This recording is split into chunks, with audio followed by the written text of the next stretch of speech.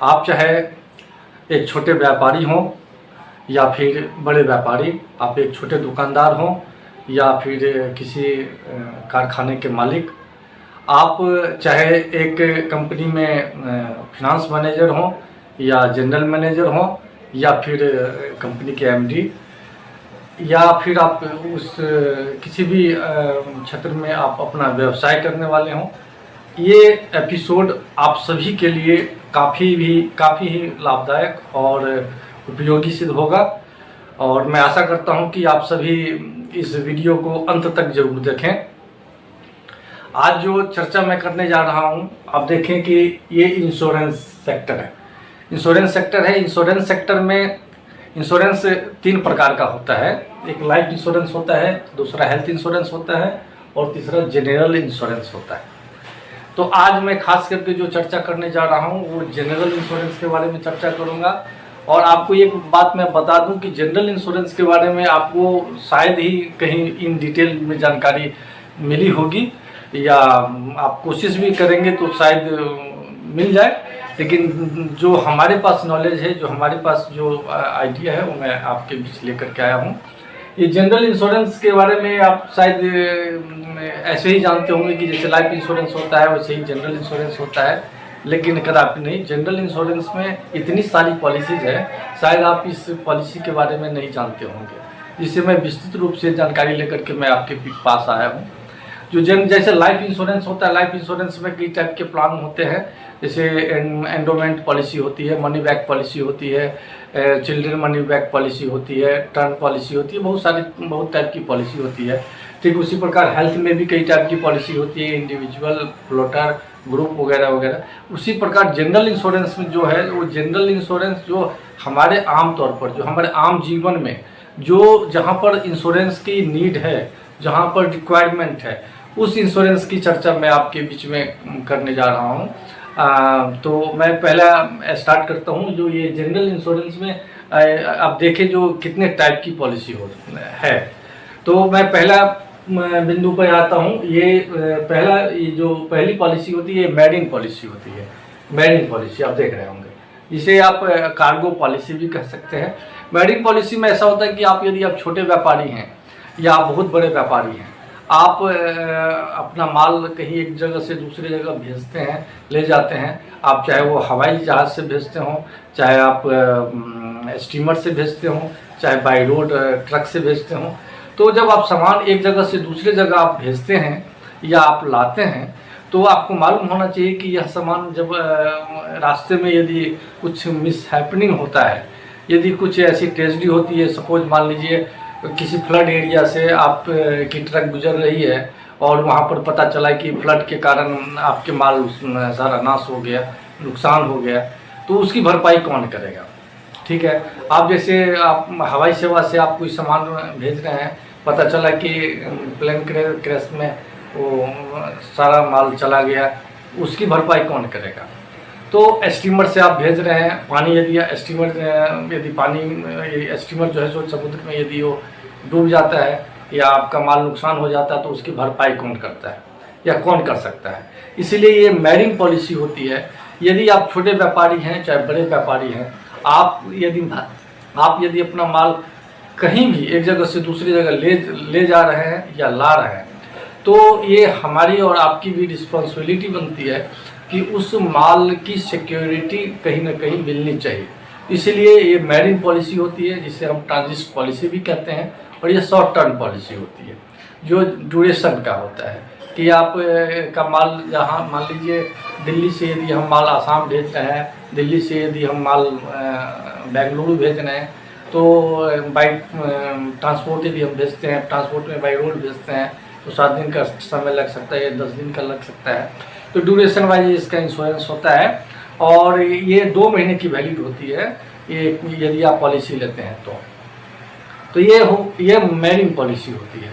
जो पॉलिसी जो कारोबारी हैं, जो माल इधर से उधर करते हैं, यहाँ से वहाँ ले जाते हैं, लाते हैं, उनकी सुरक्षा के लिए ये बहुत ही इम्पोर्टेंट पॉलिसी है, जिसे हम मैरिन पॉलिसी कहते हैं या कार्गो पॉलिसी कहते हैं। ठीक, अब दूसरे बिंदु पर हम आ रहे हैं। जैसे अब जब मैरिन पॉलिसी में एक बिंदु में छूट गया जो मैं बता देता हूँ। मरीन पॉलिसी में देखिए ऐसा होता है कि जो बड़े बड़े व्यापारी होते हैं, कोई सोने का कारोबार करते हैं, गोल्ड का, कोई जवाहरात में हीरे का कारोबार करता है, कोई कंप्यूटर इक्विपमेंट का काम करता है, बहुत सारी बहुत हाई कॉस्टेड आइटम होता है और जिसकी सुरक्षा करना हमारी जवाबदेही होती है। तो इसलिए ये मैरिन पॉलिसी काफ़ी इम्पोर्टेंट है, इसे लेना चाहिए। दूसरी पॉलिसी है house hold policy. House hold policy आज देखिए शौकीय तौर पर लोग इतने शौकी हो चुके हैं कि अपने घर में करोड़ों करोड़ के सामान अपना ला करके डेकोरेट करते हैं या रखते हैं। हाउस होल्ड में जैसे मान लीजिए फर्नीचर ही लोग खरीदते हैं तो कई लाख के फर्नीचर ले आते हैं। आप टेलीविज़न खरीदते हैं, कई लाखों के टेलीविज़न लगाते हैं, शोकेस ही लगाते हैं, लाखों के शोकेस लगाते हैं। तो आपको शायद जानकारी होगी या नहीं होगी, तो मैं बताना चाहता हूँ कि आपके घर में जितने भी सामान है, चाहे वो फर्नीचर हो, चाहे इंटीरियर आप ने कोई भी डेकोरेशन कर रखा है, या कोई भी चीज़ है, टेलीविज़न हो, कंप्यूटर हो, इवन कि आपके जो पेट्स एनिमल्स भी होते हैं, ठीक है, तो वो भी इंश्योर होता है। लेकिन मैं उससे डिफरेंट थोड़ा हाउस होल्ड में बता रहा हूँ। जो जितने सामान आपके घर के होते हैं, आप चाहे तो जैसे एसी लगी होती है, कूलर लगा होता है, आपके घर में पंखा लगा होता है, लाइटिंग जो लगी हुई होती है, डेकोरेशन जो आप इंटीरियर करा रखे होते हैं, ये सब इंश्योरेंस में ये जो है ये हाउस होल्ड पॉलिसी होती है। ये हाउस होल्ड पॉलिसी आप ले सकते हैं। आप चाहे 1 साल के लिए ले सकते हैं, 3 साल के लिए ले सकते हैं, 5 साल के लिए ले सकते हैं और बहुत मिनिमम कॉस्ट पर ये पॉलिसी मिल जाती है आपको, ठीक है। और इसमें कवरेज की बात में बाद में मैं इसमें आप एक बारी से मैं बताऊंगा, थोड़ा सा मैं समय लूँगा।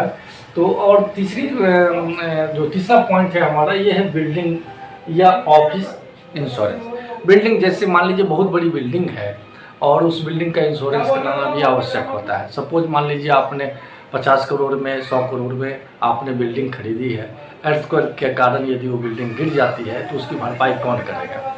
आपका किसी फ्लडेड एरिया में ये बिल्डिंग है, बाढ़ आ जाती है, सुनामी आता है और वो ख़त्म हो जाता है, उसकी कहानी ख़त्म हो जाती है, उसकी भरपाई कौन करेगा? तो ये आप बिल्डिंग को भी आप इंश्योर करवा सकते हैं और ये आपका बिल्डिंग भी इंश्योर हो सकता है। इसलिए आप यदि चाहें तो आप अपने बिल्डिंग का इंश्योरेंस करवा सकते हैं। उसके बाद ऑफिस और बिल्डिंग के साथ साथ ऑफिस भी, किसी भी बिल्डिंग में आप देखेंगे कि ऑफिस भी पूरा डेकोरेटेड रहता है, उसके इंटीरियर भी फर्नीचर्स होते हैं, डेकोरेशन होते हैं, बहुत सारी चीज़ें ऐसी होती है जिसको आप इंश्योर करवा सकते हैं। तो आप बिल्डिंग का भी इंश्योरेंस करवा सकते हैं और आप अपना ऑफिस का भी करवा सकते हैं। इसको हम बिल्डिंग कम ऑफिस इंश्योरेंस भी कह सकते हैं, आप इसे करा सकते हैं। उसके बाद चौथा पॉइंट पर हम आ जाते हैं जनरल इंश्योरेंस में, शॉप और स्टॉक। मान लीजिए आपकी छोटी सी दुकान है, आप 10 लाख के कारोबारी हैं या 15 लाख के कारोबारी हैं। आप जानते हैं कि यदि उस दुकान में यदि कुछ इस तरह की मिसहैपनिंग होती है तो इसकी भरपाई कौन करेगा? शायद आप नहीं जानते होंगे, तो मैं बताना चाहता हूँ।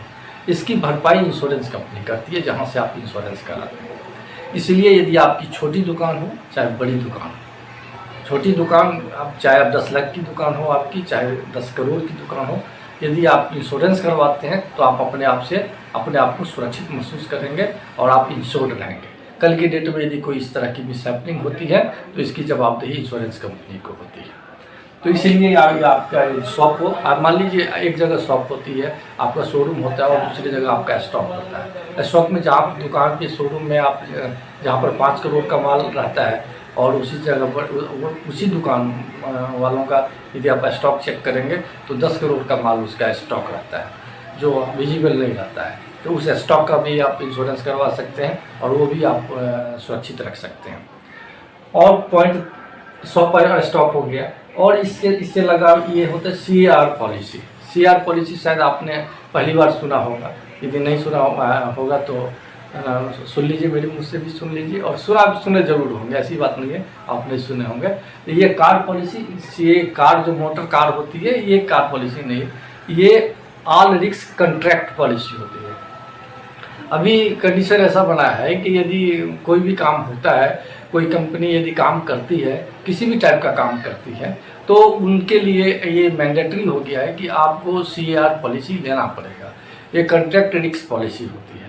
जो बड़े बड़े कॉन्ट्रैक्टर जो होते हैं और वो कॉन्ट्रैक्ट पर जो काम होता है 5 करोड़ का हो, 25 लाख का हो, 50 करोड़ का हो, तो छोटे बड़े बहुत सारे ऐसे प्रोजेक्ट्स होते हैं जो प्रोजेक्ट जो काम कोई भी प्रोजेक्ट लेकर के कोई काम करेगा तो उसके लिए ये CAR की रिक्वायरमेंट बनती है और वो CAR पॉलिसी उनको लेना पड़ता है। इसमें लाइबिलिटी, थर्ड पार्टी लाइबिलिटी भी कवर होता है और बहुत सारे इसके फीचर्स होते हैं जिसके बारे में डिटेल से मैं बात करूँगा। इसके साथ साथ लगा होता है EAR पॉलिसी। ये इरिक्शन और लिरिक्स पॉलिसी होती है। सब CAR और EAR में डिफरेंसेस क्या है मैं आपको बता देता हूँ। CAR जो होता है वो कॉन्ट्रैक्टर ऑल रिस्क पॉलिसी होती है, जो नॉन सिविल वर्क होता है, नॉन सिविल वर्क जो सिविल वर्क नहीं होता है। और EAR होता है इरिक्शन और रिस्क पॉलिसी जो कि सिविल वर्क में आता है।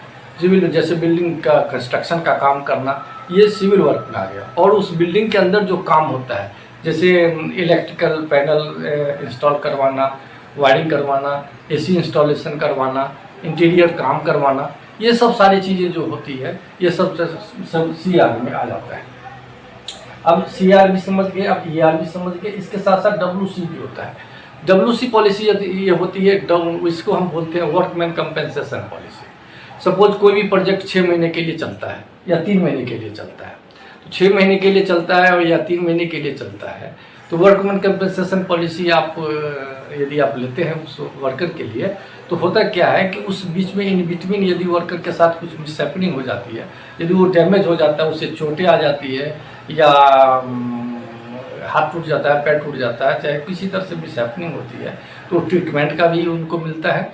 और दूसरी चीज़ ये होती है कि जितने दिन तक वो बैठे रहते हैं उसका जो वेजेस बनेगा, वो वेजेस का भी जो मजदूरियाँ होगी, वो मजदूरी जो मिलनी चाहिए उसको वो कंपनी नहीं देगी बल्कि इंश्योरेंस कंपनी लायबल होगी। तो इसीलिए ये वर्कमैन कंपेंसेशन पॉलिसी भी यदि कोई साइट पे किसी प्रोजेक्ट पे यदि काम होता है तो ये पॉलिसी की रिक्वायरमेंट होती है। तो मैं साधारणतः मैं दूसरी एक और चीज़ मैं मतलब ये डिक्लेयर करना चाह रहा था। सपोज यहाँ आप देख रहे होंगे ये मेरिन पॉलिसी है, हाउस होल्ड पॉलिसी है, बिल्डिंग ऑफिस इंश्योरेंस है, शॉप स्टॉक है, CAR है, ये WC है, EAR है, PA है। PA पर मैं थोड़ी देर में PA पर भी मैं आपको बता देता हूँ। तो ये कहने का मतलब ये है कि जैसे ये जो है इसके साथ साथ जो marine, house hold, building, shop stock और CAR ठीक और EAR, इसके साथ ये कनेक्टिविटी होती है। जो कवरेज क्या क्या मिलता है, कवरेज जो मिलता है मैं आपको बता दूँ, इसमें फायर कवर होता है। यदि आग से यदि इस टाइप की पॉलिसी में यदि फायर से यदि कोई डैमेज होता है तो इसकी भरपाई इंश्योरेंस कंपनी करती है। बर्गलरी, यदि वहाँ से जो बर्गलरी वाली कोई ऐसी घटना होती है, थेफ्ट और बर्गलरी में थोड़ा सा डिफरेंसेस होता है जिसको आप समझ सकते हैं। तो ये यदि होता है तो ये भी आपको कवर किया जाता है, फायर, बर्गलरी। और यदि फ्लड से यदि कोई नुकसान होता है, बाढ़ आती है और यदि नुकसान होता है, जैसे CAR पॉलिसी में माल हमने पहुंचा दिया 5 करोड़ का माल वहां पर पहुंच गया हमारा, और बाढ़ आ गई और उसमें हमारा माल नुकसान हो गया, तो उसकी भरपाई कौन करेगा? तो इंश्योरेंस कंपनी लायबल होती है। तो ये फ्लड से भी, और उसके साथ साथ यदि अर्थक्वेक आ गया और अर्थक्वेक में भूकंप आता है और डैमेज हो जाता है तो भी ये होता है। पाँचवा एक ये होता है आपके